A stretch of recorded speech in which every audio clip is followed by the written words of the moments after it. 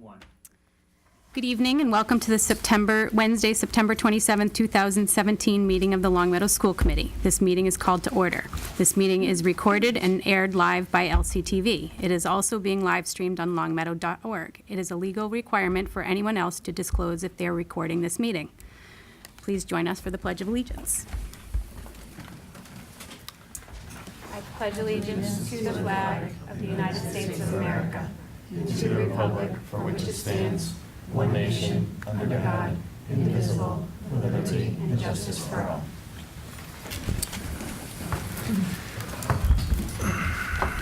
Thank you. And Melanie, do you have any correspondence for us? So we have three correspondence. First one is an email, actually for myself, Ms. Melanie Rothstein, dated September 10th, 2017, regarding subcommittee assignments.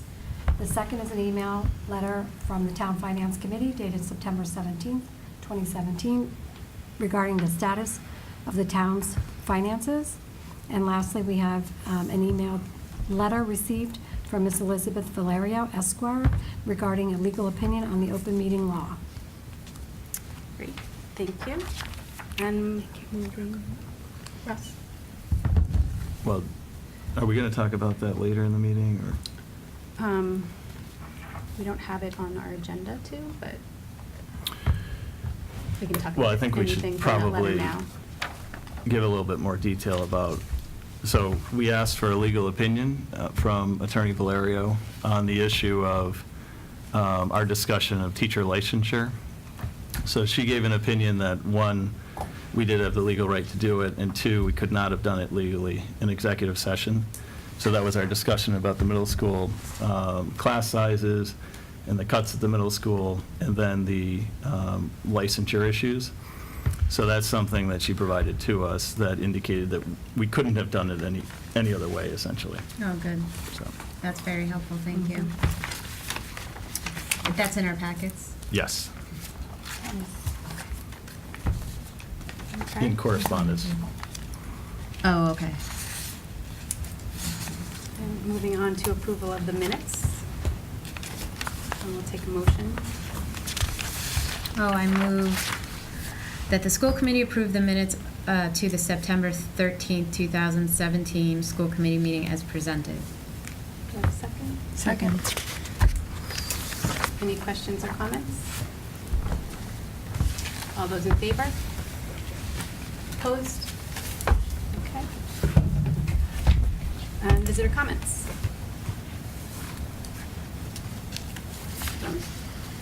Seeing none, we'll move on to administrative reports.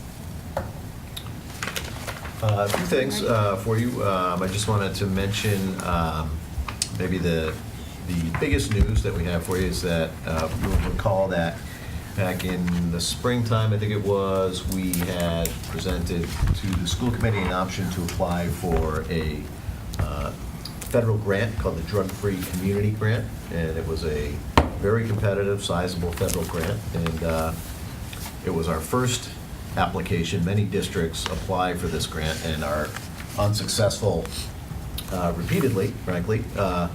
But pleased to announce that we have been awarded that drug-free community grant, and so this is important news for us. It is a grant that will bring $125,000 a year annually for 5 years into the Long Meadow community. It was Long Meadow Public Schools acted as the fiscal agent, you'll recall. That was approved by the school committee.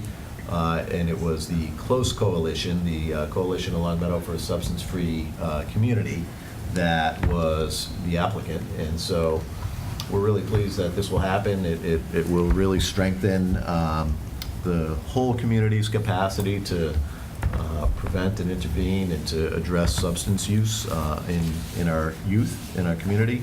It'll provide the school district with some important resources and training opportunities. It'll enhance the police department's ability to monitor and enforce issues relating to youth substance use. And beyond that, it will also strengthen the work that's done by Shelley Warren as our substance abuse coordinator. And I'd like to publicly acknowledge Shelley for her work on that grant and for the partnership she had with Sue as well. It was a challenging grant, required a lot of narrative, a lot of information. They pulled together reports from a lot of community partners. And so, great news, again, $125,000 a year annually for 5 years. We'll bring you back more information on that, but and we hope to get a press release out later this week, and happy to talk to Michelle about that before it gets released, but we're excited about that, so. That's great. Yeah. Hey, good job, Susan. Yeah. I know you said that was very difficult. Shelley was 90%. Dealing with the government was my To responsibility. Shelley, too. Yeah. Shelley did. That's the biggest responsibility. The other thing I mentioned just today, Michelle and I had the opportunity to attend the LEAF Awards ceremony. And so today, LEAF formally awarded 33 grants to educators in the district totaling close to $74,000. So we're really appreciative of the support that LEAF provides, and a lot of great projects relating to technology integration, movement in the classroom, which has been obviously a topic of discussion around this table. Puts us at, I think, the cutting edge in a lot of different areas. So we're really excited about that. And a plug for the LEAF grant coming up on November 4th, I believe it is. Gala. LEAF Gala, thank you. LEAF Gala, November 4th. We hope to see a great community turnout for that because it's an important fundraiser for that foundation. So our thanks go out to LEAF. This week, or next week, October 4th, is the Walk and Bike to School Day. So Long Meadow Police and our administrators are going to be involved in that project. Part of our efforts to ensure that kids have safe routes to schools. We have elementary open houses tomorrow evening. And then next week, I think it is, Mr. Mazza and I will be attending a meeting of the Charter Review Task Force. And so any feedback that the committee might have through your agenda item later on, we'll be certain to take that along with us. Marty, when's the walk and bike? October 4th. October It's 4th. a Wednesday. So it's an International Walk and Bike to School Day. International. Yeah, international. That's new. So that is it. I had a last one. As you know, I belong to the Superintendent's Advisory Council. This is a group of superintendents that meet periodically with senior staff from DESE. I had a meeting today. It's good to kind of get the most recent information coming out of DESE.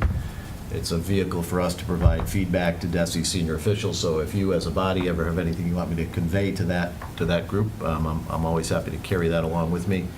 Talked a little bit today about the upcoming release of the next generation MCAS results. You'll recall our elementary students and middle school students took the new form of the MCAS exam last spring, and so we're anticipating it's really, those MCAS exams are based on sort of a new set of cut scores and a new set of scoring standards. So we'll have to be sure to educate the staff and the school committee and the community about the new the results when they come out.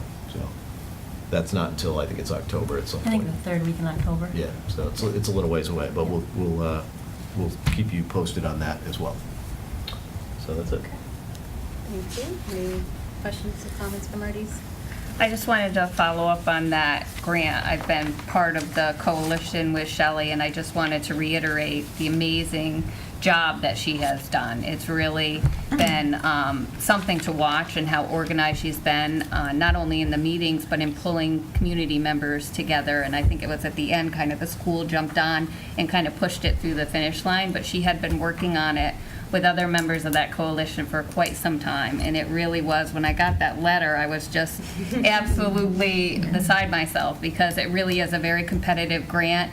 I think we kept our expectations kind of low in hoping that we would get it, but realizing that other districts have really not gotten it, and so knew that we would apply again. But it really is, it's an amazing thing for the town. It's going to do amazing things for our community and the schools, and Shelley has just, I can't say enough about what she's done to make that happen, so.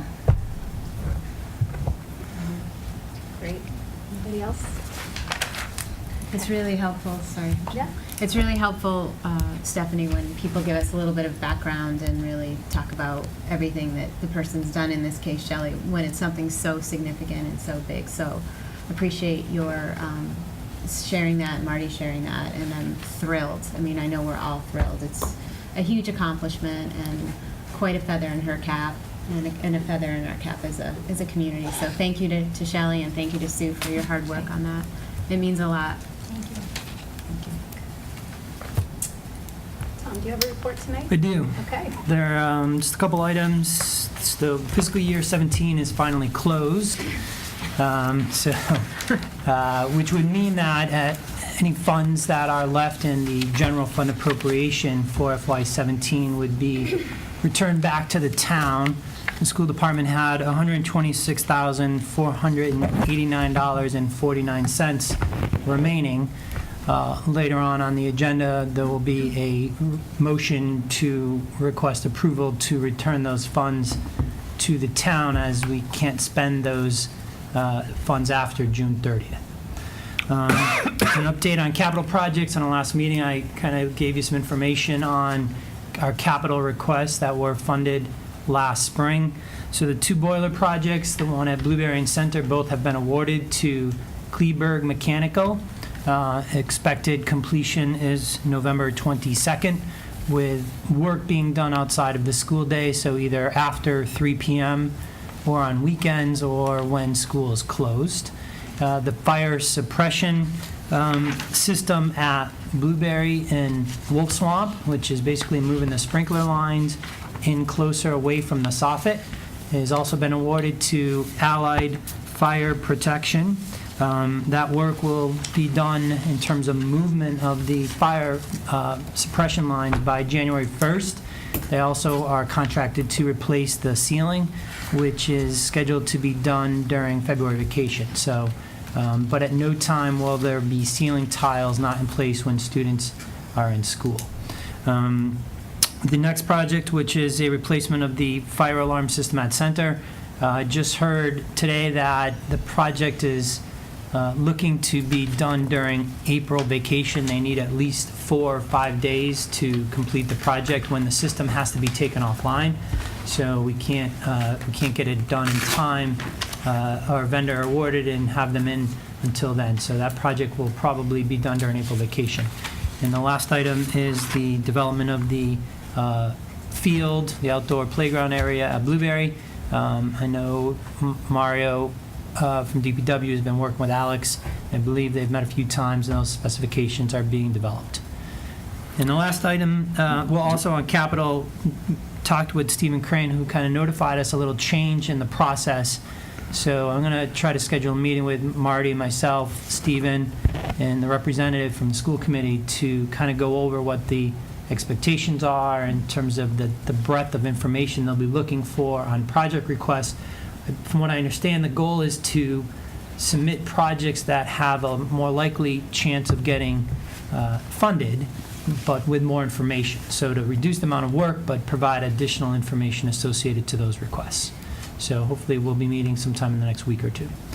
And the final item is regarding our ongoing work with public safety. So we have a number of exercises scheduled at each building with the fire department to go through emergency situation protocols, which will consist of district administrators, fire department personnel, and school-based personnel, the principal, custodian, and main office, to kind of talk through different scenarios and what they would do and how they would respond. And we also have training being provided by the police department for each staff, and usually this takes place in after-school faculty meetings, and we will be providing the custodians with some training from the police department during the November PD day also. Great. Thank you. Russ? So with the playing space at Blueberry Hill, is that something you think we'll have ready for next fall?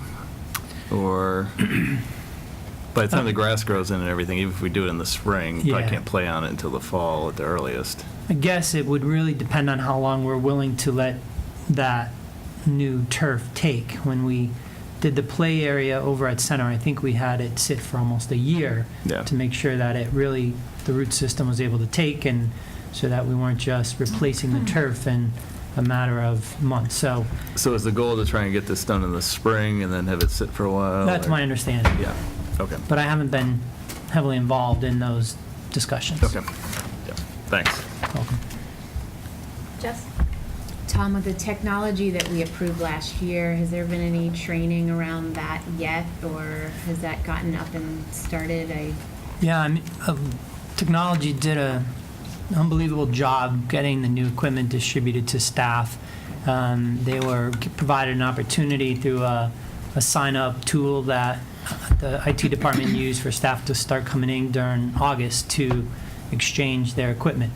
The goal was to make it available so people would have the equipment available for the first PD day, which we did a technology-based program so that people could have that equipment available, so when they're sitting in these sessions that they'd be able to kind of utilize it and pick sessions that would work based on their area content and or their needs in terms of integrating technology into the curriculum. So I think there's still ongoing support with that and training as people get new computers, and some are more proficient with adapting to the changes than others. So, but I think technology's just done an amazing job.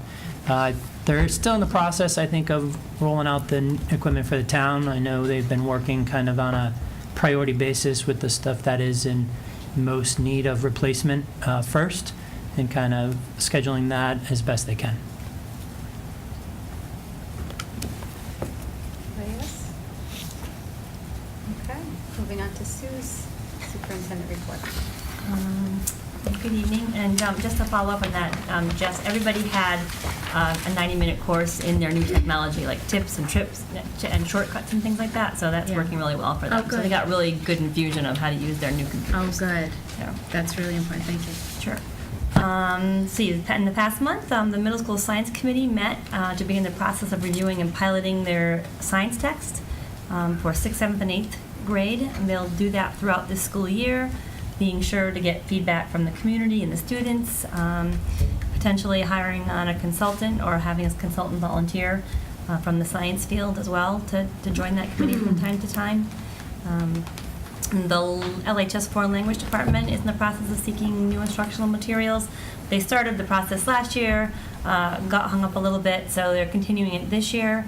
I had a couple of last-minute teachers or department chairs email me today saying they were hoping to put some new text in place for next year also, the high school math department and the high school science department. So they must have sent an impending deadline because I got a couple of emails today. So I'll talk more to them about that and get back to you about what that might look like.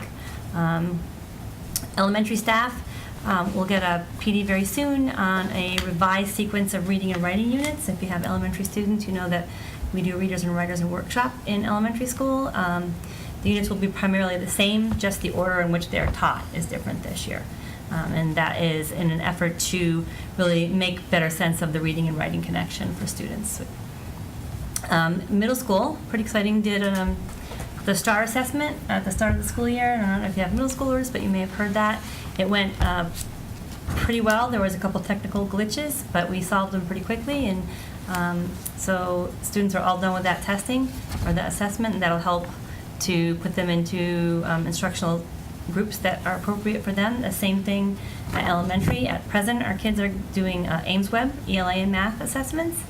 And then after that, they start the FAST assessments. And the same, our data teams look at all that data along with teacher input and make sure that they're targeting good instruction to those students who need it and enriching those kids who scored high.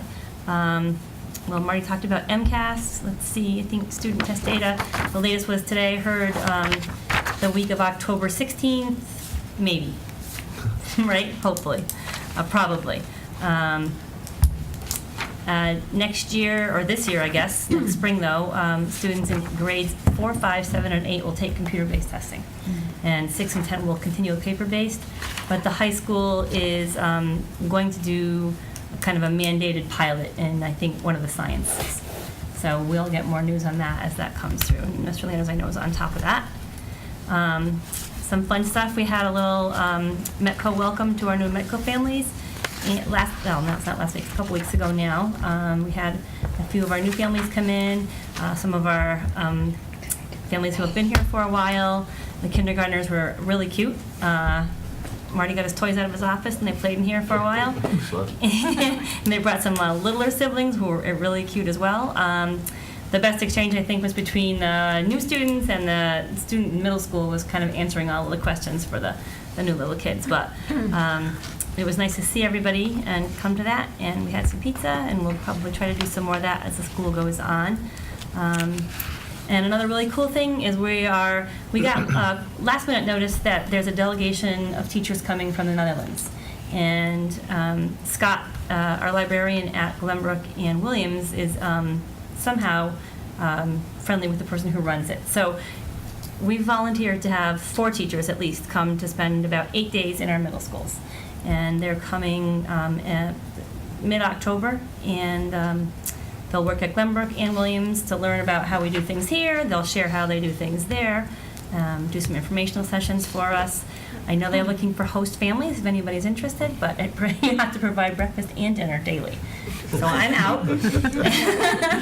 And transportation to and from, unless it's close enough for them to walk. And they're very used to walking. So that is an opportunity if you'd like. You can host 1 or 2 if you have room for 2. And we'll let you know how that's going as it comes to fruition, but that's a pretty cool opportunity. Maybe someday we'll be able to go there. Yeah. I think our Japanese delegation is coming in about a month from Yeah. the Takakawa Yeah. teachers. I think right? they're after. but, Afterwards, yeah. Good. So, that's it. Can I just ask a quick question about the MCAS for the students in 4 and 5 particularly, now that they'll be taking or piloting it on a computer or taking it on a computer? Yeah. What is the process for them to learn how to take the tests on the computer? I know, I'm asking this because during the open house for middle school, I know the ELE teacher talked a little bit about how our brains work differently, taking a paper test and taking a test on the computer. And so they're doing a lot of work with the kids in the middle school to get them to transition. To get them to over. transition. So I was wondering how that's going to work in the elementary school. So this past year, they ran a practice test to make sure that all the kids were clear with the technology. Trust me, they fared far better than the teachers who were doing the practice test. We did have some concerns around that, and then they were completely elated after they did the practice. It was not a problem for kids. It's just a second language for the majority of them. We took it in, so our 8th graders this year have already taken it once, and our 7th graders have already taken it. So kids have already been immersed in it, and they also take their online assessments, their Ames Web, and their STAR assessments online, and the STAR uses the same platform as the MCAS. So the tech teachers do some, running up to the tests and making sure that they can do their cut and paste and drag and drop and those kinds of things that's required, and use the drop-down menu and things like that. But we had hardly any issues with students last year. Interestingly, that issue actually came up at the meeting that I was at today, and they explained that if in the aggregate across the state, if there are 2 comparable questions and students perform better on the paper-based version than on the computer-based test, they will adjust the cut score and make it so they do this, they call it equating, and I couldn't begin to explain the statistics that are behind it, but they make those adjustments in the aggregate if they're seeing differences. So that was reassuring to hear that, but I think those technical skills that the kids needs to take the test, I think, as Sue said, I think that the tech teachers are locked into that. Yeah, it's more about getting kids used to reading online and comparing 2 or 3 documents online at the same time. So the ELA teachers are doing more of that starting in the younger grades. And I think the infusion of technology that we just got is going to be really helpful for that. And I have to ask the question I always ask about our equipment needs and how we're doing as this MCAS, the computer-based MCAS is expanding rapidly every year. I think our principals took a big sigh of relief at the start of the school year when they saw their stuff, their Chromebooks rolling in. Okay. I don't want to speak for Nick. I don't believe we have quite enough to take all 6th, 7th, and 8th on one day online. but we're very close, so we should be able to cut the time that we spread it out down with all the new technology, so I think And they're the feeling. more equipment you have, you can Yeah. tighten up that testing window. Yeah, you So, can do two Right. grades at once on one day. Yeah. so. I just want to make sure, we as a committee and school districts stay ahead of this, this growth that's occurring in Yeah. terms of Yeah. what we need for equipment and somehow keeping that on our list of many things to keep track of. Thank you for that. I mean, we're really blessed to Important. have so much stuff in there. Yeah. But we do, we are mindful that all of it goes for that during that testing time, and so then other grades don't have access to it. So I think we'll do better with that this year with the big infusion that we just had. Thank you, Sue. Sure. With respect to METCO and the kickoff, has there been any discussion about whether something's going to be set up to receive feedback from families as the year progresses and as the year finishes out? I'm particularly interested with METCO. We had made a commitment at the end of last year to kind of look at this program and see how it's going and see if there's improvements that can be made. And one particular area I'm interested in receiving feedback from families on is what it's like when you have one child who's in the school district and another one who's in Springfield. We give some preference to siblings for school choice, but we don't have that going for METCO. I don't know if it's because of the METCO program or if there's something that we can do to really evaluate that and see what the impact is on families. So that's one thing I'd like to hear feedback on. I'd also like to get more information from METCO as to the program and how that, if it is an issue, we can discuss that further. And also other things that I don't know that we've gotten feedback from families. So I didn't know if that was on the... Well, we did a little Q&A when they were here, and they had some feedback about transportation for sure. It's a long bus route. I think when METCO first started, students came from a particular zip code inside the city, and now it's opened up to the entire city. Okay. With our, with the funds that the METCO program provides, we're able to get 2 buses. And so we have to get, elementary, middle, and high school onto 2 buses and across the Springfield and,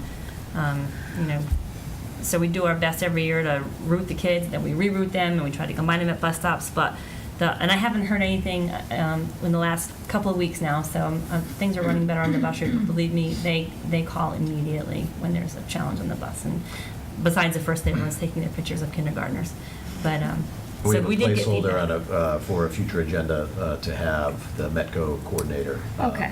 come to your meeting. I forget what date that is, but we can talk about that. Yeah. Okay. But if you want specific, I know we're looking for like a big kind of report out. I'd love to just Some kind sort of feedback let me- from families. yeah, that get what is kind of some way questions that you want to have answered. advising that. Okay. Is the busing an issue? It's because these 2 buses are covering a lot of square footage, and also are they picking up the students really early in the morning? Is that becoming an issue? Do we know how early? It depends which parent you talk to. Some parents really want them to get on the bus early so that they can get to work. I think that's actually more the case in this scenario, is that they like their kid. I think the two that spoke with me were wanting the bus pushed earlier. So it'd be an issue for me if I had to get up that early to get to the bus. Do we know what time the first pickup is, or maybe you could Close to shoot 7. it to me sometime this week? I can probably speak more soundly on the middle and elementary route that it starts, I'd say, maybe about 20 to 7. So it's picking up about 27 students, and it's kind of looping all the way through Springfield and then coming back around to get to Long Meadow. So it's dropping off at 5 schools also. So it's starting drop off around 8:10, 8:15 to make sure that we can get students to each building. So in some buildings, they're going to drop before school starts, and they're So there these for... kids are on those buses for an hour and a half? I'd say that's about the length of the elementary and middle school run, yes. And has that been raised by families, that particular issue? Yes. Somewhat, yeah. The more concern was kind of the consistency with bus times, and I actually think I talked to Kim at the bus company this week or in the last week, and 6:50. They moved the time to 6:50 when they first start, but anything before 7 seems early to me. Yeah. So, but the kids are coming, and I know that you've seen the kids in the school, and so they seem to, all of them reported that they were having great experiences here, all of our 5-year-olds. So, yeah. They are on the bus for a long time. This year, at least, they're doing last on, first off, so that they reverse it. So if you're on the bus for a long ride in the morning, you're shorter on the way home. Yeah, I think this is very helpful to know as we move forward this year and we talk about the METCO program and we consider busing and what we can offer that's reasonable and, you know, Yeah. if we are going to offer more slots. So thank you for that information. And I think just to clarify, what I'm looking for is some kind of data, qualitative data from each one of these families. There's not a lot, you know, to have them give us feedback on what's going on so we can hear rather than just, you know, I'm sure they don't all come to the kickoff or you may not see them through the year because of schedule. So I'd like to be able to hear from them. There's always room for improvement and we don't know what's going on and how things are working out with them unless we hear from them. So. Oh, I agree with Stephanie, and I think we said that last year, that it would be very important in terms of our ability as a board to evaluate the METCO program and how it's working in Longmeadow to, you know, we know the intention with which the law was designed, very good intention.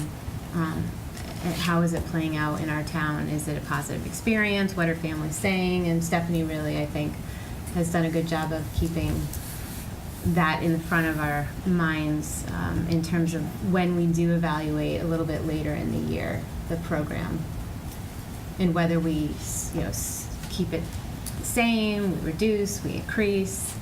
So. And we'll revisit all of that, I think, when we have her on the agenda. We'll give us information. in her I have a report different back. question, not about Okay. METCO. Okay.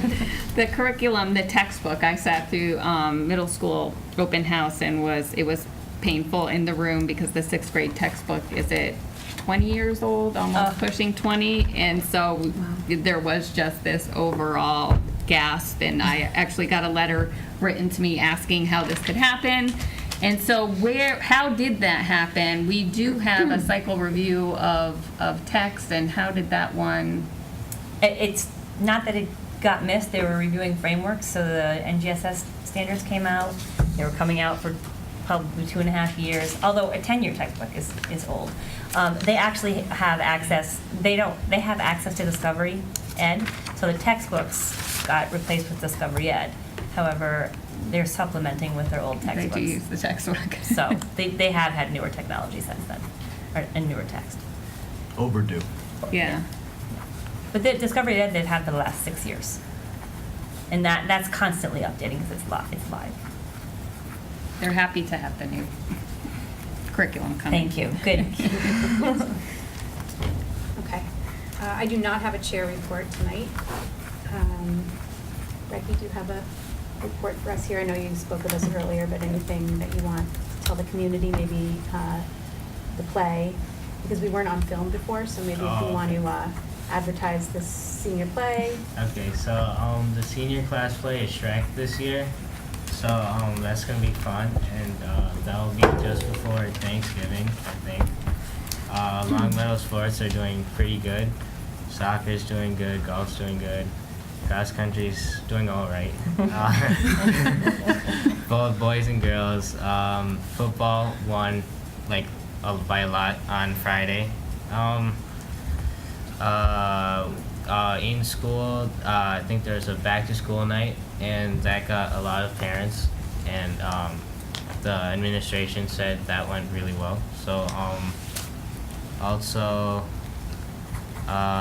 freshmen got their he got the new elections in, so we have a new class officers, so that's good. Do you want to announce do you have the names? Do you want to announce them? Yeah, sure. Am I allowed to, or? The names of The names of the Yeah. newly elected class officers. I would say it's safe to do that, yeah. Okay, so for president, we have Grace Levin. For vice president, we have Santino Alentuck. For treasurer, we have Thomas Coloras. And secretary is Megan Wayer. And guidance has also had 2 information sessions with parents who want to look into college, like one for just like information and one for the finances. And sophomore lock-in is coming up, so that's when all the sophomores go into the school and they just like hang out there until like Bless you. 5 o'clock in the morning. And it's a lot of fun, and I know the sophomore class officers are going to do a good job planning that, so that's Great. good. Our committee got our own new email, and we're asking all the kids to email us with their suggestions and like problems and issues. So hopefully we'll get some good feedback from that. Super. Thank you. Well done. Great. Beth? Can I just piggyback on that, or maybe ask Breggy, I wasn't here earlier for the off-camera remarks, but did you mention anything about field hockey in particular, the Play for the Cure? No, I do not. So is it, I think it's this Thursday? It's October 4th. October 4th, okay. Which I just wanted to highlight it only because our sports teams are doing really well, and I think it's important that parents and other people know how often our student athletes are doing really great things in the community too, not just going to practice and playing the games, but across the board, I think a lot of the teams do invest in the community and fundraise. But in particular, the girls field hockey team is playing for the cure, which is for breast cancer awareness and research. But I think it's important to know in particular this year because they select someone to play in memory of every year. And this year they're playing in memory of Laura O'Connor, who was a Longmeadow educator in Longmeadow Public Schools. So I'd like to just bring that to attention because we lost Laura earlier in the year. And, she was a coworker and a good friend of mine. And I think a huge loss for the community. But kudos to Ann Simons for running the Play for the Cure. And I think the co-chairs on the event are our varsity seniors, Allie Irwin and Aaron Perna. So I just wanted to highlight that. And if anyone can come out and support, especially in memory of Laura, I think, she's sorely missed in our community. So just wanted to highlight that. Thank you. When is that again? The game is Wednesday, October 4th. Yeah, Wednesday, yeah. After school. I'm not sure who plays first. I didn't get a chance to look at the schedule quickly on my way in, but it'll be probably on the high school athletic website or MIAA website. But it is October 4th. For cross country this Saturday, we have the Carl Walker Bake Sale, which we do every year. It's in honor of a kid who was like bullied, and he was like a good athlete, played football, and eventually he committed suicide. So we have the Carl Walker anti-bullying fundraiser. This Saturday at the bread harvest at the shops, the bread store. Yep, Harvest Bread Company. Yep. And I'm so glad that you're bringing this to the attention because we always talk about scores and the teams really do a lot from what I'm learning this year. And I just wanted to give a shout out to the cross country team too because they had a dinner and there was a huge platter left over. It was a big thing from Frigo's that had not been touched of pasta. And we were able to bring it to a shelter, and they were at the door waiting for us when we brought it in. So, some good stuff going on. Yeah, kudos to our student athletes. They really are good kids contributing in some nice positive ways. Yeah. I'll just add, girls soccer will be participating in the Raise the Folk Walk on the 22nd of October. Just one more example. Good stuff. Okay, Greg, is that on? Yeah. Okay. Other reports, LPVEC? Steph? So there was some confusion as to whether I was going to be on LPVEC or not, and I went to the meeting because I had been voted on. And so it was, there's definitely going to be a learning curve. I just was there and really just kind of you're thrown in, and so it'll take me some time to figure out, to learn the ropes there. And then there is a training. I also want to say when you're on the board there that by law, you have to complete. And I have emailed Diane, at least on one of them. I've emailed the collaborative twice. I copied Phyllis. It's frozen. And I'm like 98% complete on this test, and it's frozen, and it won't go next. So I just want to say I am trying to complete it, but I keep trying every day. You know, you can sign in and you go to where you've left off, but Are you sure you're passing? That could be the- I literally have checked everything. 98% certified. So I'm trying to get through that, but it's not really cooperating. So I don't know, Diane, if there's anything that you can do, or I've emailed, the collaborative only provides an email on the exam if you have questions. There's no phone number, it's just an email. I've emailed twice saying I can't get through it. I CC'd Phyllis, I don't know where else I'll call her tomorrow. to go. She didn't respond, and No, I have didn't no hear. idea. Right. My next step is I'm doing it on a Mac. I'm gonna try a PC, see if it likes me any better, but, yeah, so far. I'll call her. Okay. Legislative seal. Seal, oh, you're I not. thought you raised your hand. Oh. Seal. Seal will be meeting October 3rd at 7 o'clock, and they'll be over in Pupil Services. Some of the things they'll be discussing is scheduling this year's activities and events, update on working with Park and Rec, and use of Long Meadow Day funds. Food services, I do not have a report. Capital, no report. So we'll move on to finance subcommittee. Russ. So we have two facility use requests. I'll make the first motion for the first one, which is I move on the recommendation of the Finance Subcommittee that the school committee approve the use of the Center School cafeteria on Saturday, October 28th by the Center School PTO for their annual Halloween Hustle event. And I need a second. Second. Jess, any questions or discussion? Seeing none, all those in favor? Opposed? Abstained? Second motion, I move on the recommendation of the Finance Subcommittee that the school committee approve the use of the Long Meadow High School pool, cafeteria, restrooms, and wrestling room on Friday, January 19th, 2018, Sunday, January 21st, 2018, or through January 21st, 2018. Snow dates are January 27th and January 28th for the Pioneer Valley Swim Championship. Second, anyone? Second. Second, Jess. Questions, discussion on this? Can you repeat who it was? I'm not putting my hands on, Pioneer Valley Swim Championship. It's on the side. Oh, it's on the back. So, yeah. Oh, Yeah. oh, okay. Did you have a? Yeah, do we want to talk about the potential of a fee in the future, or do that some other meeting? Yeah, I think what we were doing, based on our conversation at Finance Sub, would be to issue the permits, but pending the fees.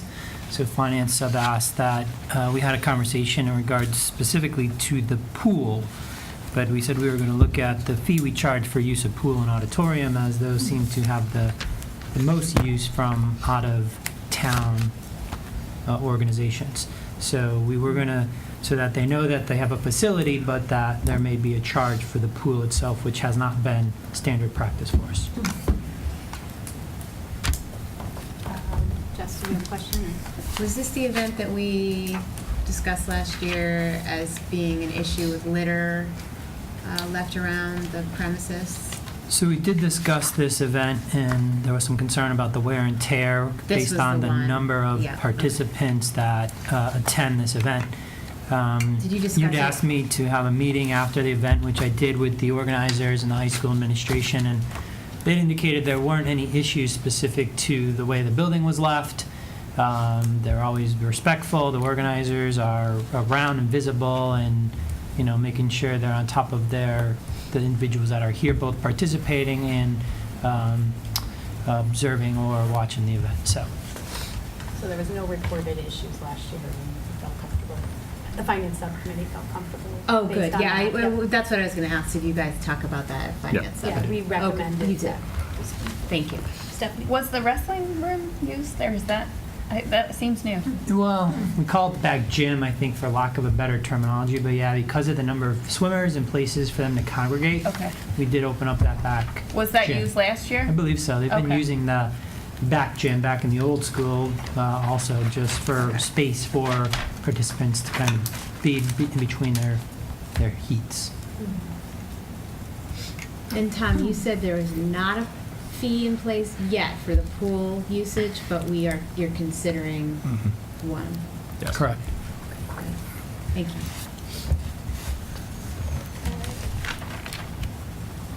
Let's move on to a vote. All those in favor?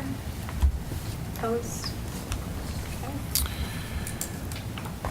So then we have the turn back of end-of-year funds, which was discussed by Mr. Mazza earlier. So the motion is I move on the recommendation of the Finance Subcommittee that the school committee authorize the turn back of $126,489.49 of end-of-year funds in FY17 as outlined in the FY17 year-to-date budget report dated September 18th, 2017. Do I have a second? Second. Okay, discussion? Questions? Tom? So I just want to mention, there is the document, financial document in your packet, and this is just the general fund. Throughout the year, I give you updates, which usually encompasses both the general fund and our special revenues, which would consist of grants and then revolving accounts. But for purposes of tonight's discussion and what Finance Subcommittee recommended are the lines that receive an appropriation that gets approved at town meeting. So you are just voting on the amount of money that is left over from the amount that town meeting approved back in the May of 2016 town meeting, so for the FY17 budget. And so I just wanted to make sure that that was clear, because it does, it's a little different than the reports you get during the school year from me. Do you want to explain where the money goes? Sure. So any money that's left over You don't get it. from general fund, as I indicated earlier, has to be, if it's not spent by June 30th, it reverts back to the town. So any general fund line item that has money left over basically gets swept up, and the town has to submit documentation to the Department of Revenue for them to certify what is called free cash. So that is money that then the town has available and can request authorization at town meeting, either to move the money into a stabilization fund or to appropriate it for projects. And that will usually occur either at the special town meeting in November or, again, back in May at the annual town meeting. So they're anticipating, I believe, a free cash amount from FY17 around $1 million. They were still finalizing those numbers last time I spoke to them. Jess? And just with regard to turn back, I know I said this last year at a lot of meetings, and I think we did a good job of discussing it last year, making sure that we're really on top of curriculum reviews and making sure that we're continually keeping those moving forward. So in the spring, we have, they're lined up and ready to go to bat, so we can use some of the overage and also any sort of other needs of the district, whether it's equipment or furniture, quality of life issues for students and staff, maintenance. Those are just things off the top of my head that we did discuss, at the end of last year. And I think we did a good job of identifying some things last year as we went along. But I do want to make sure that we are on top of those issues, particularly as Stephanie raised earlier with 20-year-old textbooks. So, but thank you to Tom and to the Finance Committee for your work. Okay, any other questions or comments on that? So we'll take a vote. All those in favor? Opposed? Okay. So the next issue is the student activity sub-account authorization list. So we authorize the sub-accounts under the student activity, under student activity accounts. So the motion is I move on the recommendation of the Finance Subcommittee that the school committee authorize the student activity sub-accounts as listed in the Long Meadow Student Activity Sub-Account Authorization List, updated September 8th, 2017. Second. Okay, discussion. Well, I'll just add, ahead. just so people understand what a Yep. student activity account is, And the rule of thumb is a student activity account is basically funds raised by students to be used for students. So this committee, school committee, by our policy, has to authorize the subsidiary accounts that are used in each of the schools' account and/or vote to delete an account that is inactive. So that, just so when you hear this terminology, these are funds outside of any grant or the appropriation that we receive at town meeting.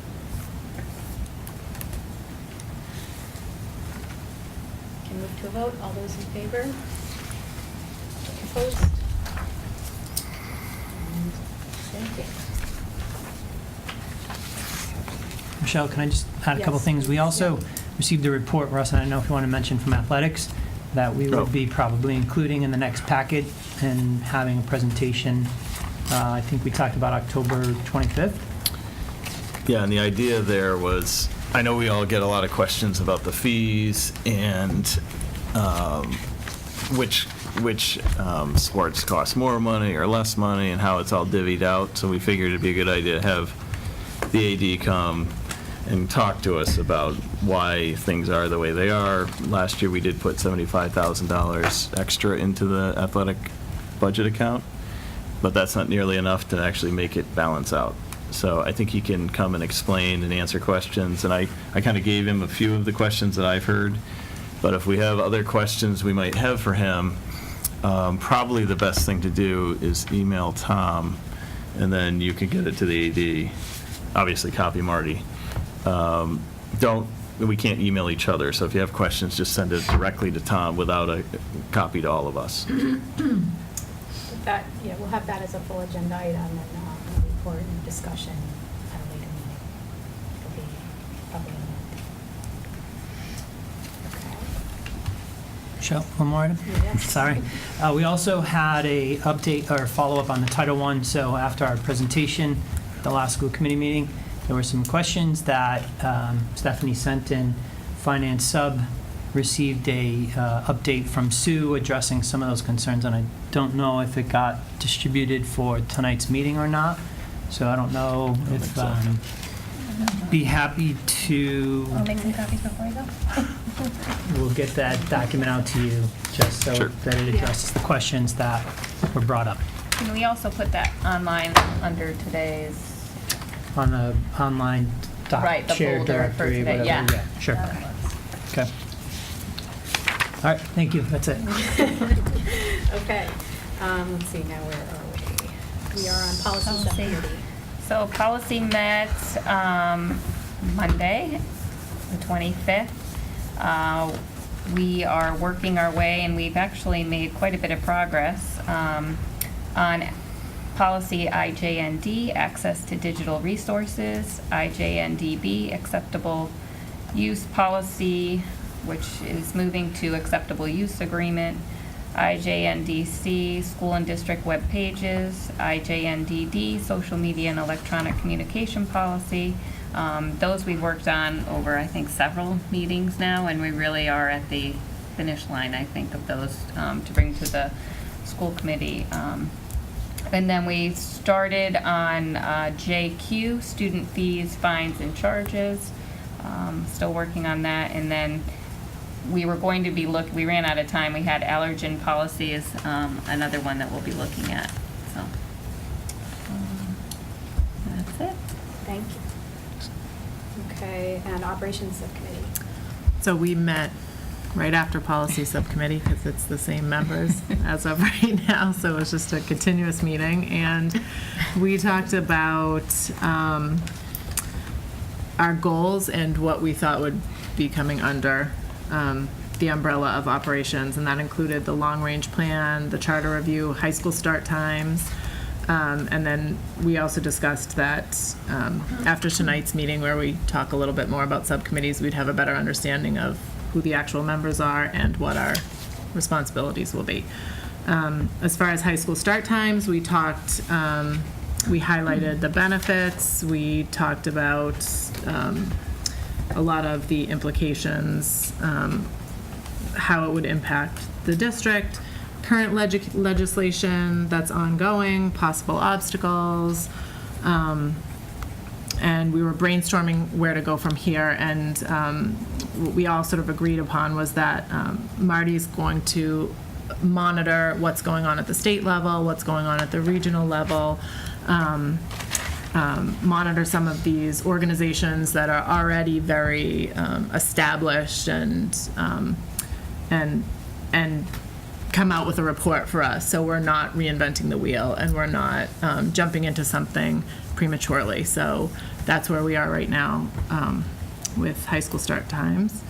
We talked about the long-range plan, and what was decided was that Marty and Tom will get together and create a primer, if you will, of all the issues that we'll be facing, and give a little brief description of the possible issues. Then we'll discuss it at another operations meeting, the next one, which is scheduled for Tuesday, October 17th.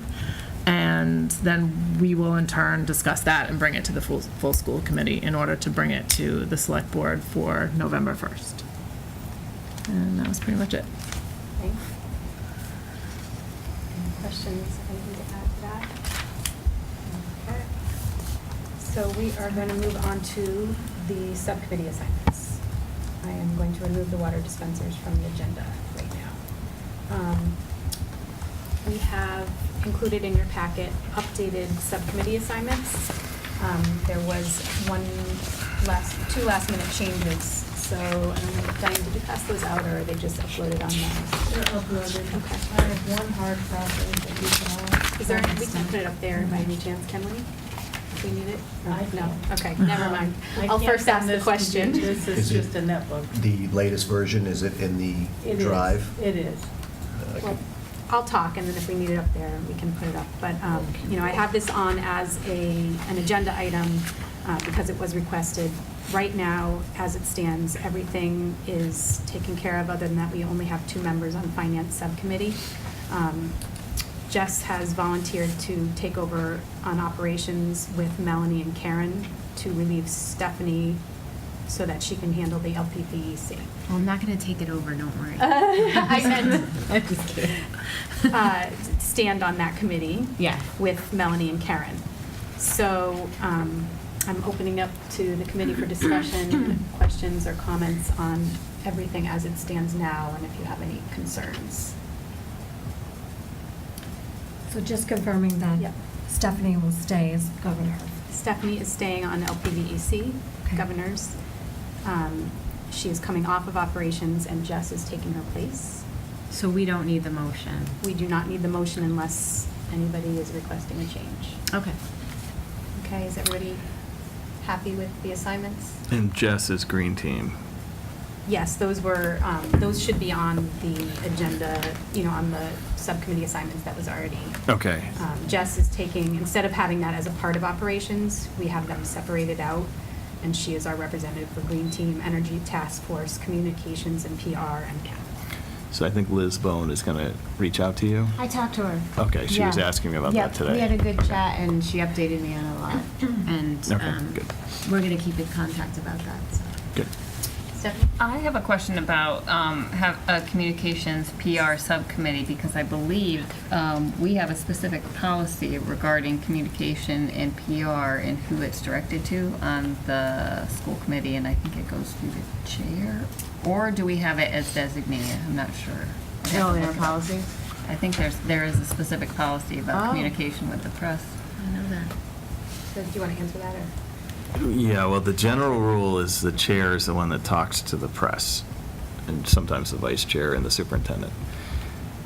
I thought that this policy subcommittee was more about when we wanted to put something together that was going to be pushed out to the press, as opposed to answering questions. I think that was the intent of it. I just but- have to make sure, I think we have to check our policy, whether we want to change our policy. Yeah. I So haven't looked at it. Thank you. So I think regardless, Jess would be coordinating with Marty and I on anything. Okay. It would be, Yeah. she would help out with Alright. that, and we would review it, and it might be Alright. disseminated from either Marty or I, but not directly. And from Jess. I'll look up the policy to see Okay. if it needs to be revised or Yeah, that updated. intention was never for it to come from Right. me. Okay, I can't It's more of a, remember. you know. But we Yeah, do no, need that's a to good point. schedule, Person. yeah, we do need to schedule a photo at some point, Yes. and I feel badly that I keep bugging people about it, but I do think it's important. So is this a good time to bring it up in terms of scheduling We it? all look wonderful tonight. How about after the meeting? Okay. Oh, God. somebody snaps. Well, we can decide. Depending on how late it is also. Yeah, I have some extra sunglasses on right now that we could wear. But yes, and the communications PR was also more of like, you know, press releases when there's something that we want to highlight. She was going to help with, coordinate with Marty. and It's then probably get it worth out. my looking at the policy just Yeah. to make sure, Perfect. see if it's. Thank you. Okay, so if there aren't any changes or any further questions on subcommittee assignments, they will stay as they are. Okay, charter review feedback.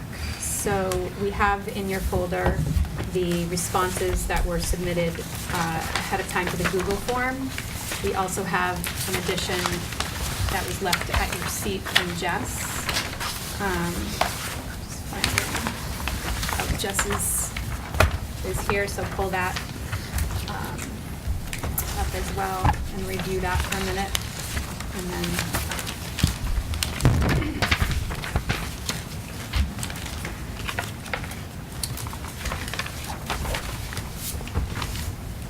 so I will just mention I was the first person here on the feedback that was in your folder, and I just am throwing out to the committee based on some of my experiences, whether or not we might want to discuss considering 9 officials instead of 7. I know for subcommittee assignments, it was definitely, I think members felt like there was a lot of work to be shared among 7 people, so that's where I kind of tossed out there the idea of would we want to consider and suggest that they consider adding more to this current school committee. I also thought about whether or not we want to have term limits, so, you know, a 2-year, 6-year total in consecutive years, 2-term, 6 total years consecutive. And then the other thing that came up, just Marnie and I were just talking about it the other day, how hard it is to go from, you know, an election and then the very next day to serving and having no time to sort of prepare and take the training that we have and just kind of, you know, get your feet wet. So I was just tossing those out there for ideas and brainstorming purposes. Does anybody else want to speak to some of the suggestions they might have added or thought about? Jess? So I guess my first question is, are we going to send this feedback from tonight to the select board, or are we going to wait and try to put it into a single document to vote on? I think this is a rough copy right now. We wouldn't necessarily, Okay. but we can, you know, let's figure out what we want to What we do. wanna do. Because mine are just suggestions to the new charter committee for issues to consider really quickly. One is the facilities. That was a big change with the charter since the first term I served on the school committee, which was pre-charter.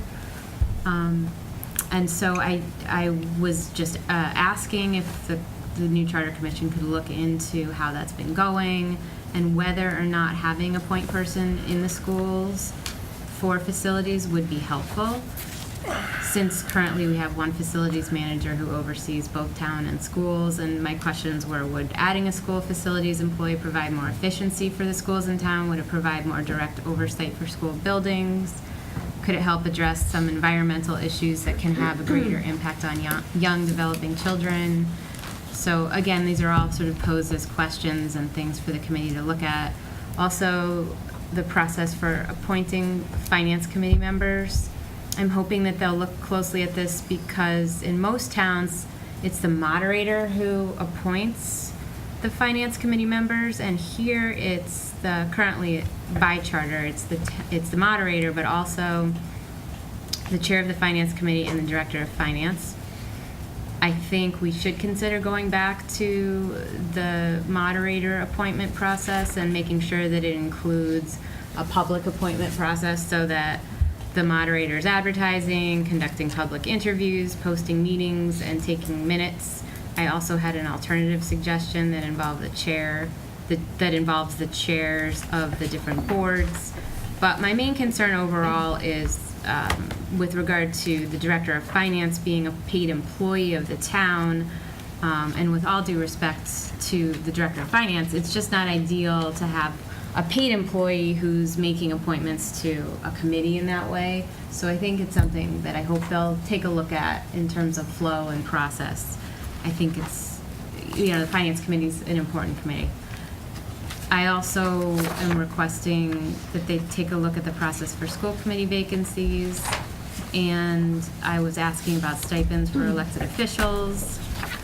I know that the select board stipend is $2,500 per calendar year, so that's 5 members, and they have a stipend of $2,500 a year, and they did receive benefits up until a few years ago. And the school committee receives no stipend and never received any benefits. I don't know if we historically, I think maybe way back the school committee may have, but my point is that it should probably be consistent. And then the last one was not so much related to school committee, but considering the number of signatures needed to get an article on the town warrants. So, thank you for listening to my suggestions. Anybody else want to share? Discuss anything? So I think we as a body have a couple of options. We could submit our own individual thoughts separately. By the way of the Google form, they can be anonymous or not, however you want to do it. Or we as a body could consider all of these, discuss them, and provide a united opinion on them. I think Marty and I had talked about trying to just submit them individually and letting the charter review discuss themselves. I think that's better than everybody can just ask It would their take us- questions and, yeah. I think it might take us a long time to come to a Yeah. final Yeah. decision on all of these, so. For sure. So is everyone okay with just submitting per the Google form? And Jess will add yours to it, and then. Okay. That goes in by name or anonymous? Well, do we want them by name, or? I wonder if they would expect it by name. In other words, public correspondence, would they only entertain That's a good feedback point. that has a name So- attached? Is I there think anyone that's that's not better, comfortable yeah. putting their name to it? Individually? Well, I'm just thinking it shouldn't, as long as it doesn't appear that it's coming from the committee, it should either Right. be by name or anonymously, but not. Yeah. Right, we could do a transmittal letter that makes that clear. Yeah. Diane and I could put that together and say, these are not representative of the body, but instead they're individual Yeah. committee member comments. What you're saying, Marty, is that they don't accept anonymous submissions, which is Well, true. I don't know that for sure. That is true. Okay, yeah, so the That's- names would have to be. Yeah. Associated with them. Okay. Okay. So that's what we'll do? Okay. Can I just clarify? So, like, on Jess's comment, number 5, consider the number of signatures needed to get an article on the town warrant. So they're just going to receive that question or that point. So are they looking, do they want to know what she thinks or what we think? Or That's why I put my phone number on. how will that be conveyed? Because, I mean, does she think it should be increased, decreased? Does she think, what's really, or we're just asking them to look at it without really Yeah. saying where we're coming from or what our thoughts are? So I took this as they were looking for feedback and information from us so that they could consider it when they're reviewing it. So, Jess, did you want to ask for more signatures or less signatures, or do you just want them to consider the total that there is now? Is that what you mean? It would have been clearer, thank you, Melanie, if I had said consider increasing the number of signatures. I apologize for that. But With yeah, that- I think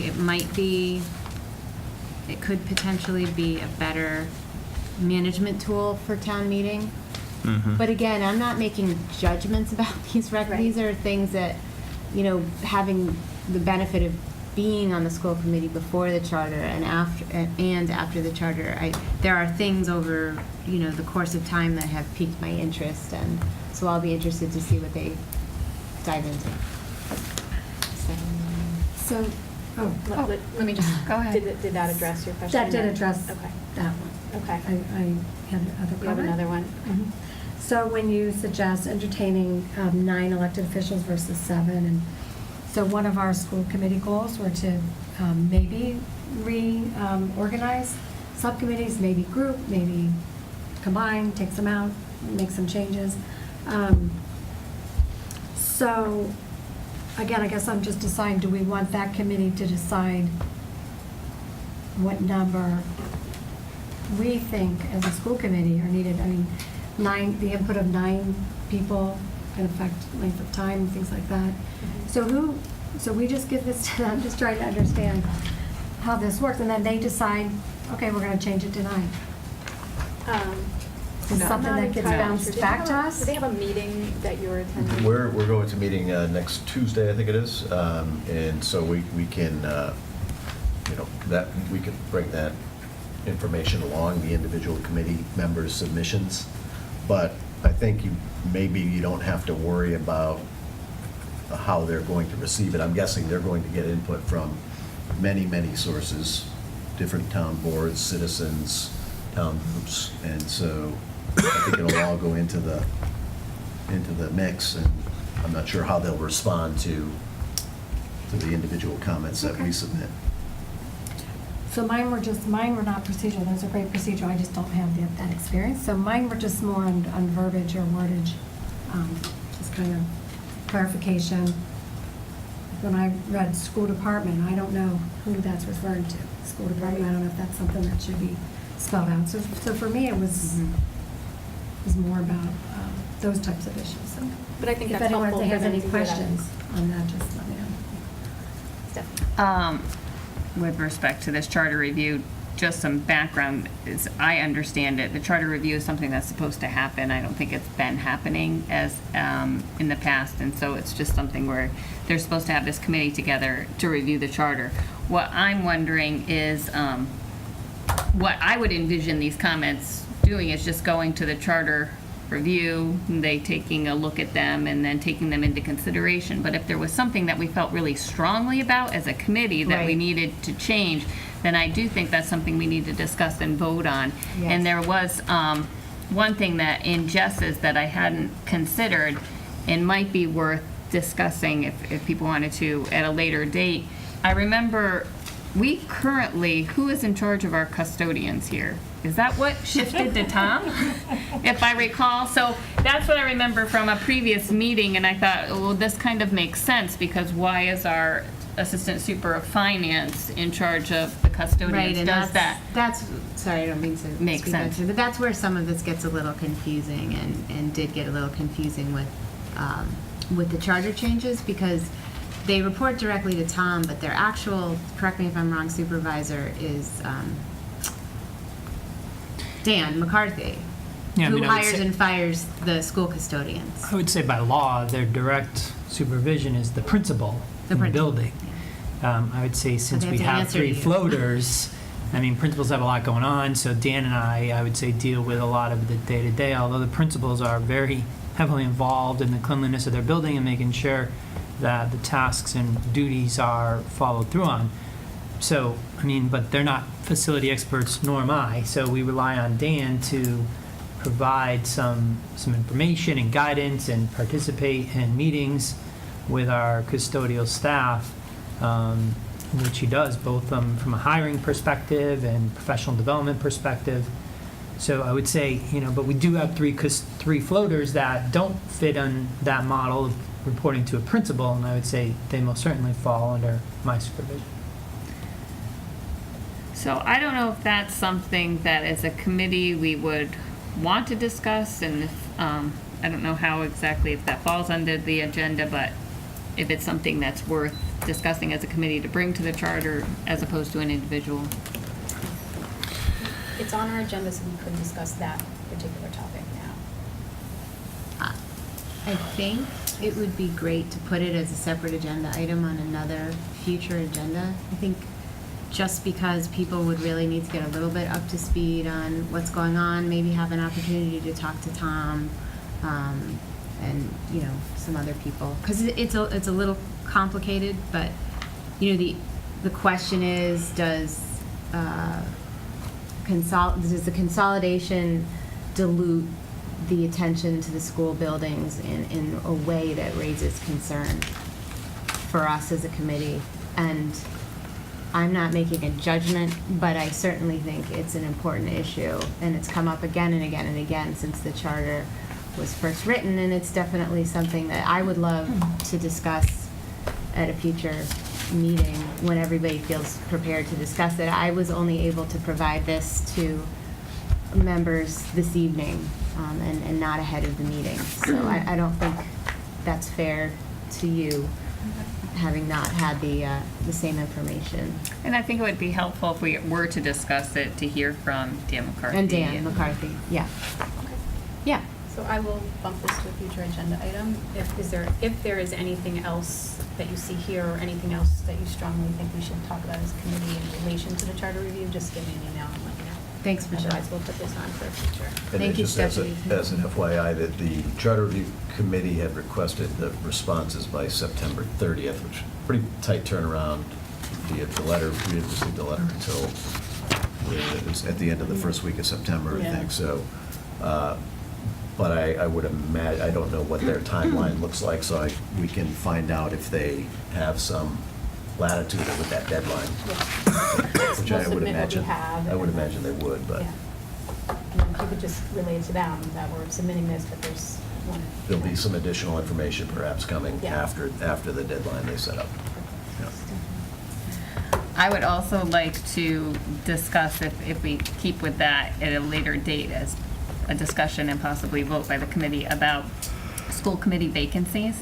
Another point that you brought up, because it doesn't make sense to me when you talk about the separation between school committee and town, a purposeful separation, as to why the select board has a role in filling a vacancy on the school committee. So that would be something I want to discuss.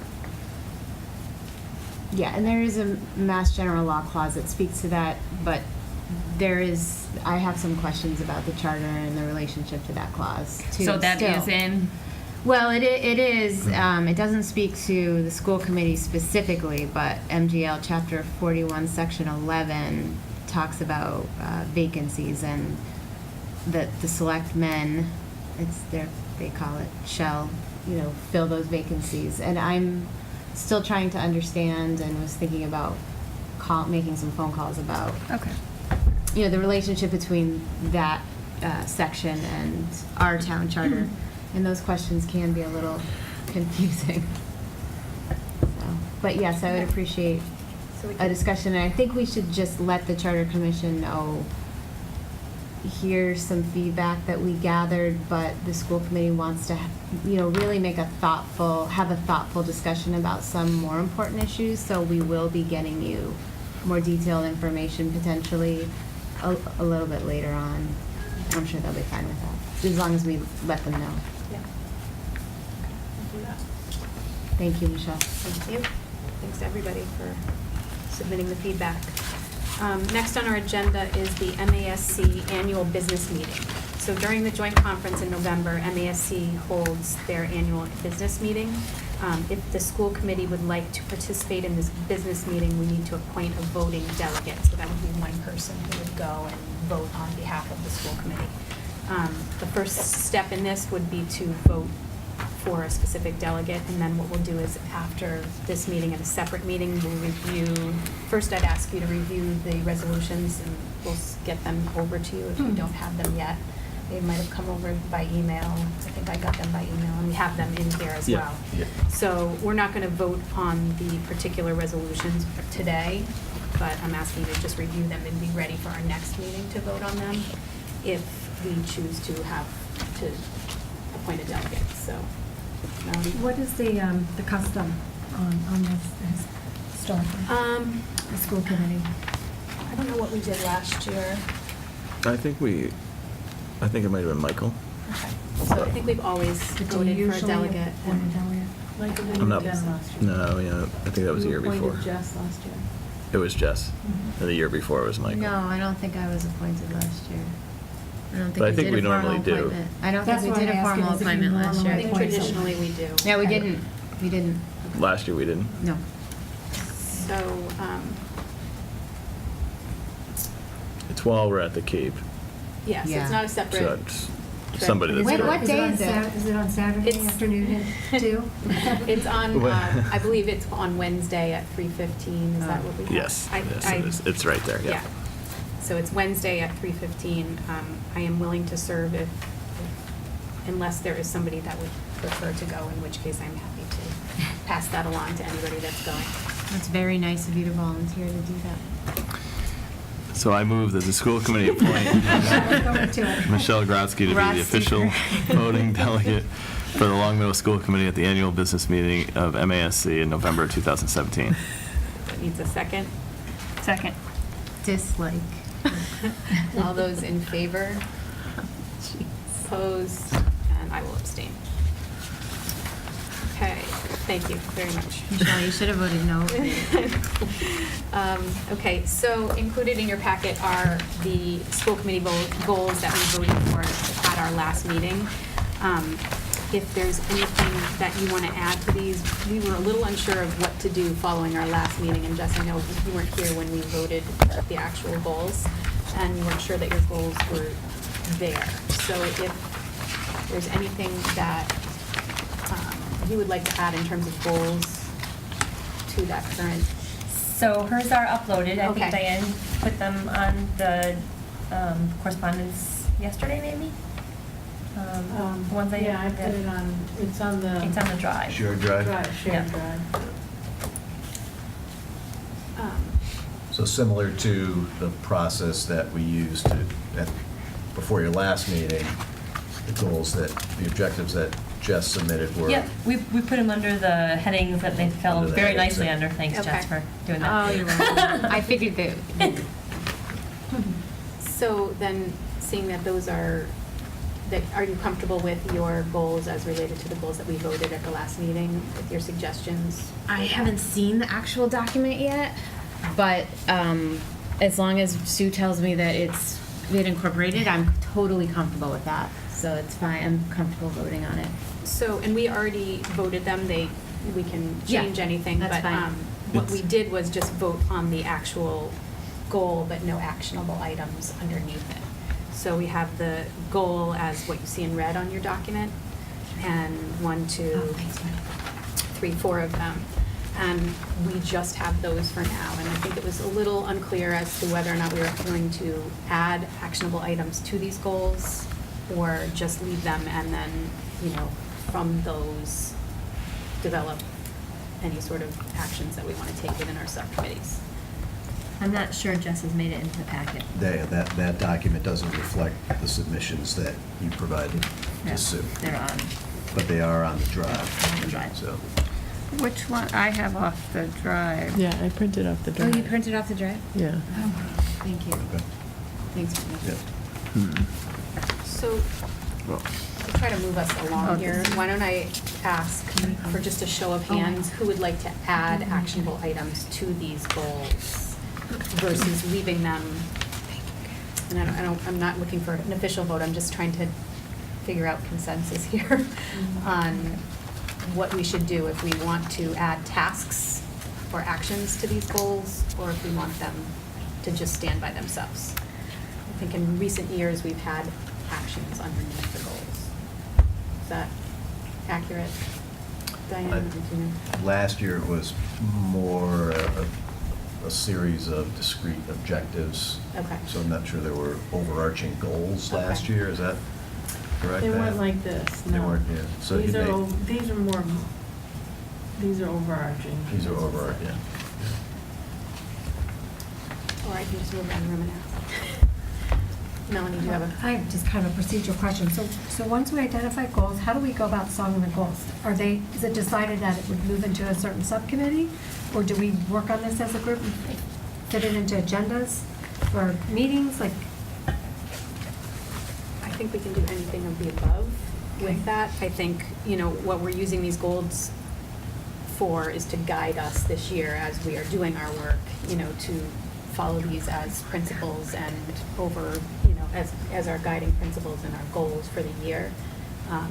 But with that said, we could certainly say that we want to delegate to someone continuation, or, work with administration to create an aligned, we could ask administration to create an aligned K-12 curriculum. I don't know. I'm just pulling one Yeah. from here, but let me. So those goals can be used to drive your budget decisions, your Mhm. policy decisions, your, the work of the finance subcommittee, the work of, what gets on your, what rises in importance on your agendas and what is not prioritized. So it just, it helps you frame your work, I'd say. Yeah. But- But I see that on here, there's one that's very concrete, create a new member packet to help facilitate a smooth transition from town members. So that's something specific that we could assign to a subcommittee and know that we accomplished that specific action. I think that the way that these are written, if it's verbatim from what was sent in, they weren't written in a way that would lend themselves to be part of a document. It's more, where a sentence starts with, "It seems our kids," I don't think that, These are rough, so I think what Okay. we want to know is, are we going to try to edit this version? Okay. These comments. so And just whether we want actionable steps or not. exactly. That's what Okay. that's what I need to know from the committee right now. So, Russ. I think I would clean up, some of these are more thoughts about the topic, so I'd take out the thoughts about why it's there and just say this is one of the things we're dealing with. Yeah. But I don't think I would add, some of these are clearly already actionable, like a new packet for new Right. members, or a packet of information for new members. And that's probably, we get a subcommittee working on it. But I don't know that I would list out like a task sheet of what we need to do to accomplish the goal necessarily. Because some of these really are mainly working with administration to deal with curriculum, for example. It wouldn't be us actually, Right.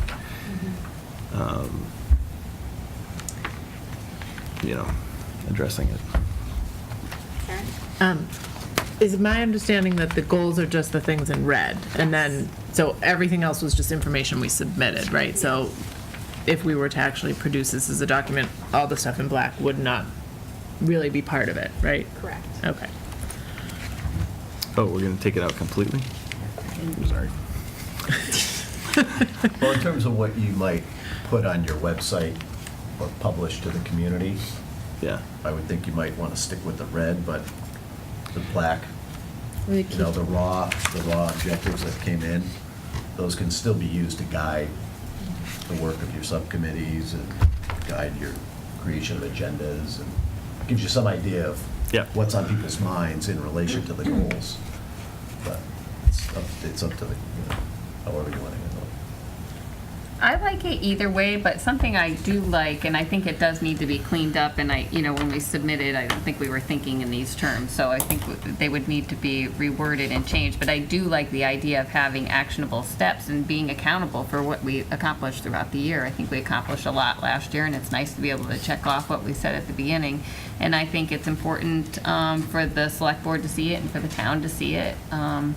So in that way, I think there is a benefit to having those objectives down, but we might get bogged down in how exactly they're worded and what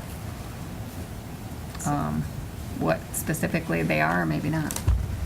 But Why don't we speak to that, whether or not we want these to be edited and refined and added to the document? And what we can do is, if that's what the committee wants to do, we can task that to, one person or a subcommittee. Marty, maybe you could help with. Yeah, I think for our purposes, we would want to know if the black ink sub-bullets are sort of agreed upon, committee-wide agreed upon directions that, for us to follow. And I think, and in that process too, getting some clarification on some of these too, because some of the information, particularly with grammar, I am sort of seeing that pop up, and I would like to know some more information about how our curriculum runs with respect to teaching kids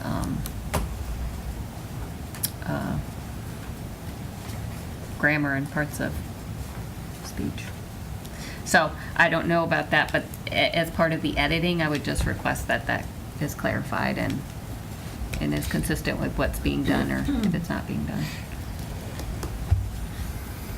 Does anybody else want to speak to this as to what we should? I like the idea of just like the overarching goal, but I fear if we don't have some of these tasks, they'll get lost, like the new packet, unless that can just be like, unless we can just take some of these tasks that are already pretty actionable tasks and assign them to a subcommittee or something like that. I think the overarching goal, like on our district website, is more clean, more understandable. But as far as getting into the nitty gritty, I think some of this is important to not lose sight of. Okay. So, Beth, do you want to weigh in? I do agree with some of the things that were said, as far as some of the things are very easily actionable in and of themselves. They're self-explanatory. Those are things that we can just take care of, check the box. I like the red overarching goal.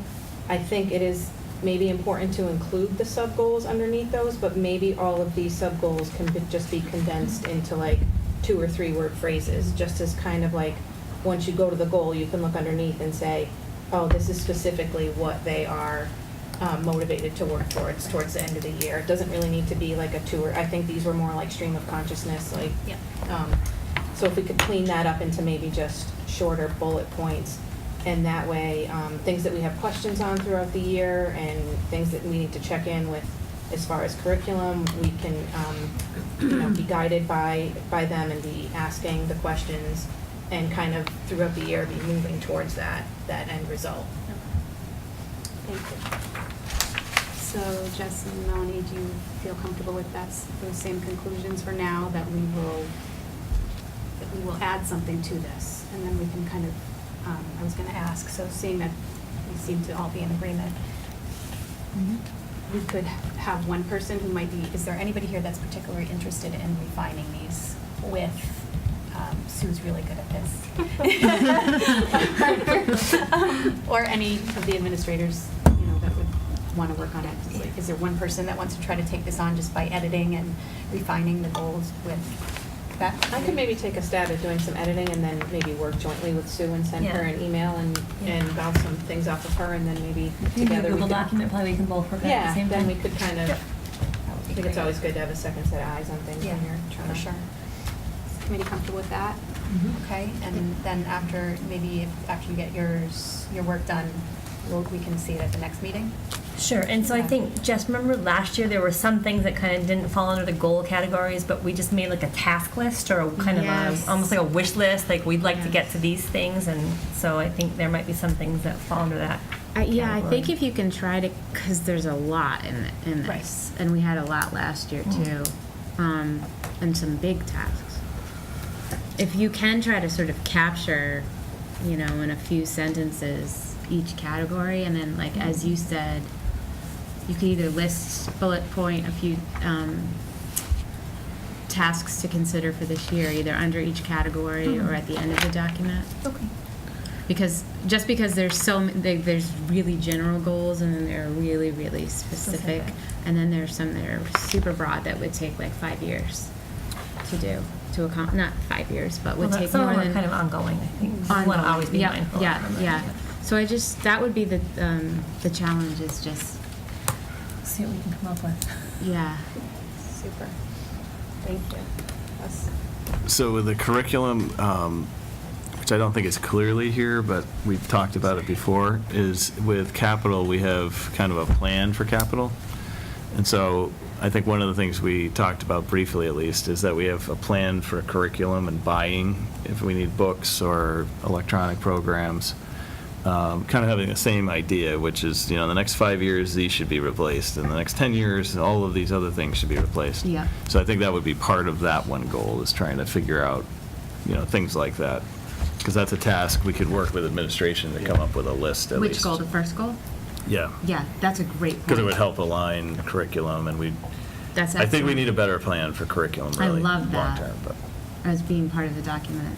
So you're adding that as a, Well, I mean, one of these was mine, I can't remember which one, but what I meant by that is it should be aligned, but one thing we need to do is actually be making purchases that are aligned to make sure it can be Right. aligned, because if we Right. have textbooks that are 20 years old, it Yeah. won't really be aligned. Yeah, I've been having an articulated curriculum renewal cycle is something that it actually will be reflected even on our district plan, our administrative goals, so it all fits together. I think the question I still have, though, is, let's say that there were just hypothetically a sub-bullet here that said, you know, we should teach Russian at every grade. If it's on there and it's submitted by one or two members, can we assume that that is something the whole committee wants us to pursue? You know, so I didn't, Mhm. you know what I'm saying? I mean, how do we know? I just want to be clear on what direction we're getting in terms of which of these bullets are in fact sort of voted and agreed upon directions of the entire committee. Russ? Well, I think with like STEM and coding, that's something that is under curriculum, but it's probably a separate agenda item. You know, whoever brought that up, we'd probably want a separate agenda item, talk about it and see if the committee all agrees that we try to go that route, because that's also a budgetary item. So some of these kind of fall into a very specific idea that probably requires an agenda item, as opposed to just leaving on here as part of the goal. And that may be a very good idea, but it would take a number of different steps before we said yes to something like that, because you'd have to go to finance sub, see if we have any money. You know, so there's a process behind that. So maybe when you two are working together, what if you kind of identify those areas and treat them differently? And, you know, once it's fine-tuned a little bit, we can, I guess, we'd have to vote what we're going to include at our next meeting or something. Does that make sense? Okay, anything else on the goals? Okay, let's move on to Superintendent's annual plan. Actually, I have to use the projector briefly here. So at your desk is a folder that includes my annual plan. I think the thought that Michelle and I had was that I would present it tonight for your consideration, and then maybe bring it to your next meeting for a vote. And so I wanted to give you an overview to help you understand the components of that annual plan. So let's see if my projector's working here. And all of this information is in our folder, too? It's in the folder, yeah. Diane, is that green light on the projector? Is that?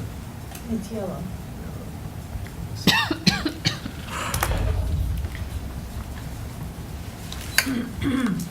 That sounded good. It's green now. Okay. So I'll just sort of intro this as the screen is coming up.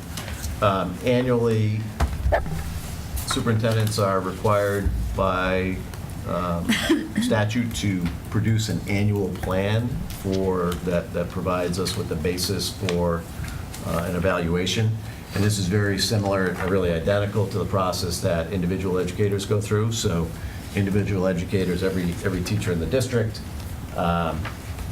is expected to undergo a self-assessment, and then, pull it up now, undergo a self-assessment where they consider their teaching practice against a set of standards. And then from that self-assessment, educators are expected to put together goals that are approved by their evaluator. So at the school level, teachers will do that, and building principals will approve the goals that teachers present to them.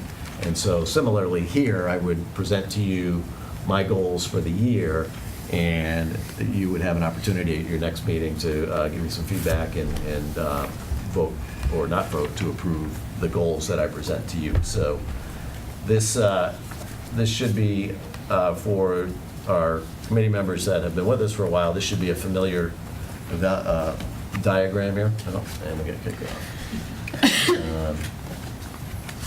Excuse me one second.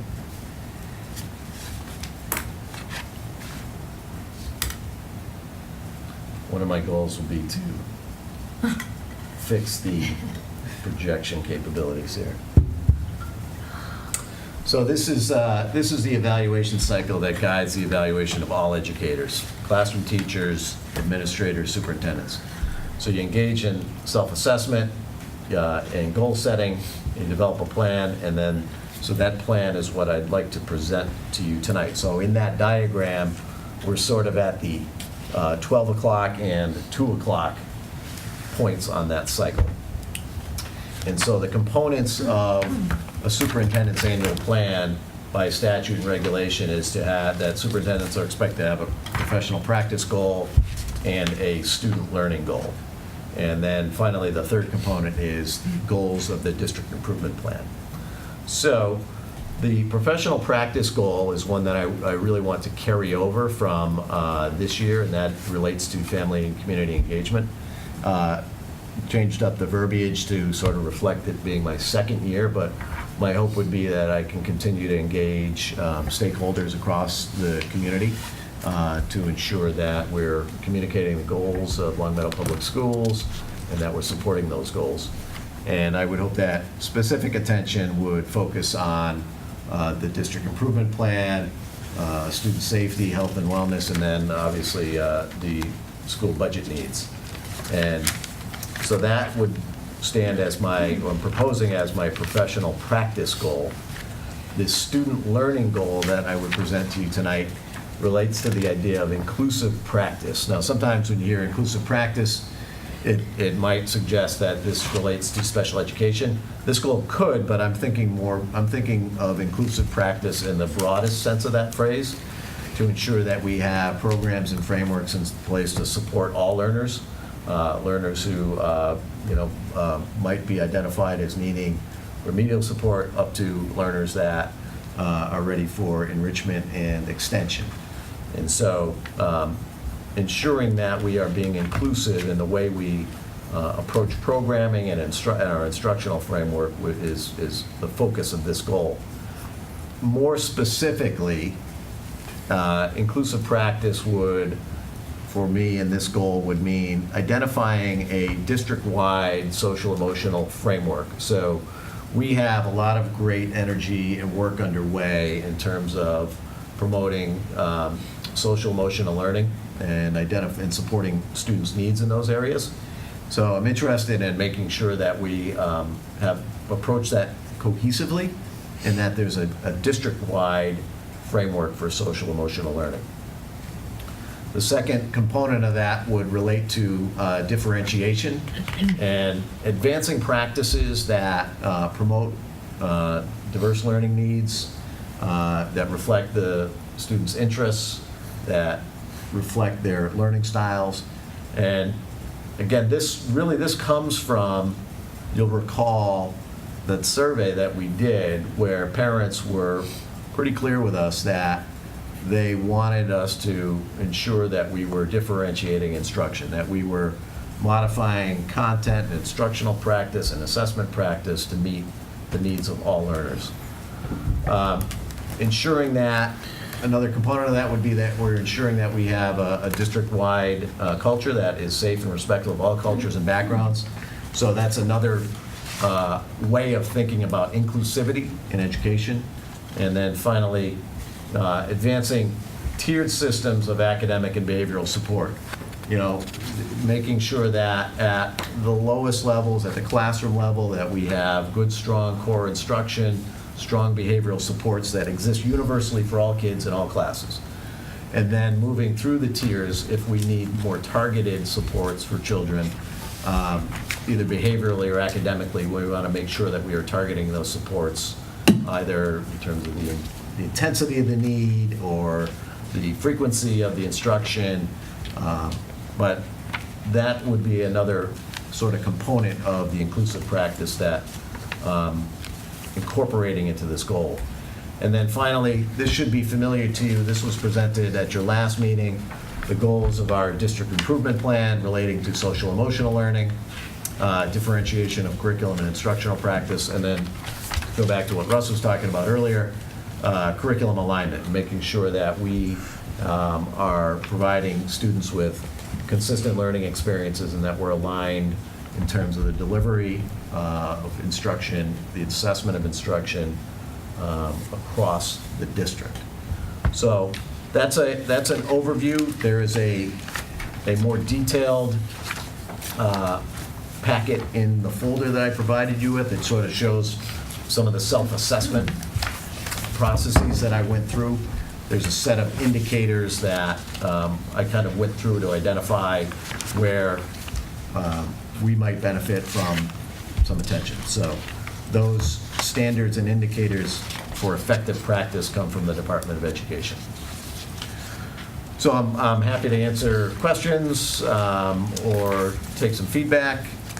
And again, the idea would be that I would bring this back to you at your next meeting for additional feedback and perhaps a vote.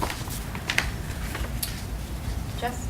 Just a procedural request that if you are going to, if you're going to have an agenda item that has a document that's this dense, that we get it before the meeting. Right. I'm just, it's hard as a committee member to come into a meeting with something that's this important, having not had the benefit of reviewing it beforehand and talking to you beforehand about it. Yeah, that's fair. And that was the thinking in terms of getting it to you, bringing it back to your next meeting for additional consideration, so. Right, I just want to make sure that moving forward, we are always provided with documents before the meeting. If it is to be on the agenda, it's really important for the functioning of the committee. Thank you. I was going to say the exact same thing because I couldn't really listen to you this is dense and I'm still on one part trying to go Yeah. through it. So do not take my lack of questions as a lack of Yeah. my having them because I need to sit down with Yeah. this and go through it. Yeah, So- And ask you questions. Yeah, and Yeah. I'd love to, if you have any questions over the next couple of weeks, I'd be happy to sit down with you to go over some of the components. But I'd like it to be on a committee level where we're all getting the Yeah. same, have the benefit of hearing everybody's questions and hearing the answers. So Yeah. I would ask that we bring this back and get those questions answered and then Agreed. maybe we vote on it, maybe we don't, depending on how long that takes. I agree. So how about just, We'll put it on for the. now, if anybody has any questions now, we'll go to that, but why don't you also to help out with this, submit questions to Marty ahead of time that you might want to hear at this Yep. meeting, and then he'll know what to prepare, and then we can also have a gauge for time. Yeah, I think that makes sense. Okay. Does anybody, Russ? I do have one thing. So I'll look through it more as well, but I think the concepts are good. The question's going to be, what will we be looking for to make sure that we're meeting the goals? So I'm not sure, maybe a little bit more detail about what's your underlying thoughts about how you're going to meet these goals, Okay. and then we look for that. What the indicators would be. Because I know as a committee member, I say this to my clients all the time too, it's very difficult to figure out what you're actually evaluating. And I'm sure you have the same issue Right. with some of your subordinates. It's kind of hard to determine that without really seeing what your thought is behind how you're going to meet that goal. And then that's what we kind of look at. Stephanie?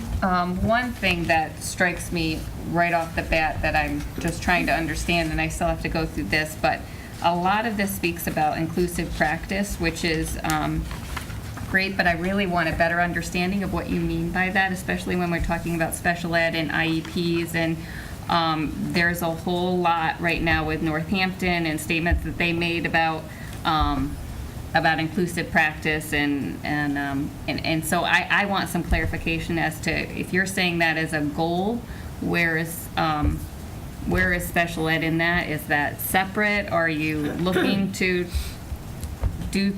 I need some clarification on that. Sure. Anybody else, anything for now? And we'll just revisit this at the next meeting. Thank you for the presentation. Thank you very much. Okay, we have one more brief item before we move into executive session. There is a preliminary overnight field trip request Long Meadow High School has a preliminary overnight field trip request for your consideration. Your initial approval provides the coordinator the approval to solicit prices from the vendor. Do we have information on this? I believe we Yep. do. Yes. Washington DC. Yes. I move on the recommendation that the school committee approve the preliminary request to secure prices and make arrangements for students from Long Meadow High School to travel to Washington DC in April 2017. Do we have a second? Second. Any questions or discussion? Okay, seeing none, we can take a vote. All those in favor? Opposed? Okay. That is it for our current open meeting agenda. We're going to go into executive session. So I need a motion. And that's with the possibility to return into open? Yes, the motion is on there. You want me to read it? Sure. I move that the school committee adjourn into executive session to comply with or act under the authority of a general or special law. Do I have to read that all? I.e. GLC 30A, Section 22G, consideration of release of executive session minutes from previous meetings and strategy as it relates to collective bargaining with Unit A and a memorandum of agreement, and to strategize as it relates to litigation to reconvene into open session. This motion requires a roll call vote. I need a second first. Thanks, Beth. And then roll call vote, starting with Karen. Aye. You can't say your name. Oh, Karen Warren. Jess Hutchins, yes. Melanie Rothstein, aye. Michelle Grodzki, aye. Russell Dupre, aye. Stephanie Jasmine, aye. Beth Baron, aye. Okay. So, Can we take a break? yes, we can. Take 5 minutes and meet back in here. I feel badly that we didn't announce this. Maybe we could Oh, do Mark. it. Is that the game? Oh, what's that?